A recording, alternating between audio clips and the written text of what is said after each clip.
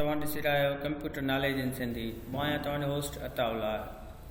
दोस्तो, पाण अॼोकी वीडियो में माइक्रोसॉफ्ट एक्सेल जे अंदरि रेप टेक्स्ट ऐं सेल खे मर्ज करे सिखंदासीं।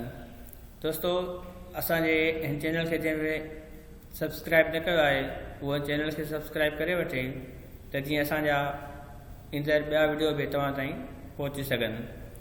दोस्तो, अचो पाण अॼोके लेसन खे शुरू कयूं था।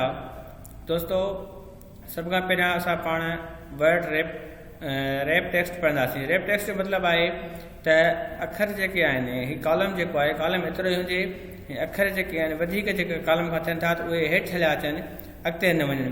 असां हिन कॉलम ते बीह करे रेप टेक्स्ट ते क्लिक कंदासीं। मिसाल तौर ते मां हिते कुझु लिखां थो,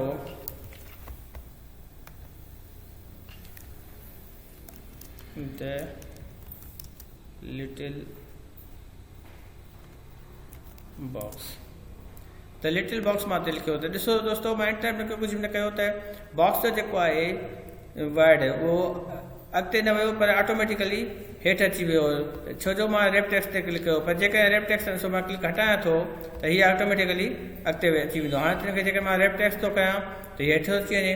इहो असांजे रेप टेक्स्ट करण जो फ़ाइदो आहे। इन खां पोइ सेल मर्ज करण लाइ असां कनि ॿ या ॿियनि खां वधीक सेल खे सिलेक्ट कंदासीं। उन खां पोइ मर्ज एंड सेंट्रलाइज़ ते क्लिक कंदासीं। त हीअ ॾिसो दोस्तो, असांजा ॿई सेल जेके आहिनि मर्ज थी विया ऐं असांजा अखर जेके आहिनि, राइटिंग जेका हूंदी उहा सेंटर ते ईंदी। दोस्तो, इन खां पोइ हिते हिन में ॿिया ऑप्शन अचनि था। मर्ज करे अक्रॉस करे सघे थो, मर्ज करे सेल खे मर्ज करे सघिजे थो ऐं अनमर्ज करे सघिजे थो मर्ज थियल सेल खे। जेका सेल मर्ज थियल आहे उनखे अनमर्ज करण लाइ असां हिते क्लिक कंदासीं त उहो असांजो सेल मर्ज थियल अनमर्ज थी वेंदो।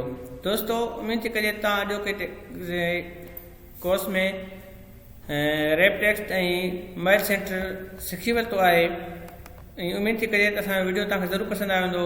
ऐं ॾिसंदा रहो असांजो चैनल ऐं सब्सक्राइब कयो असांजे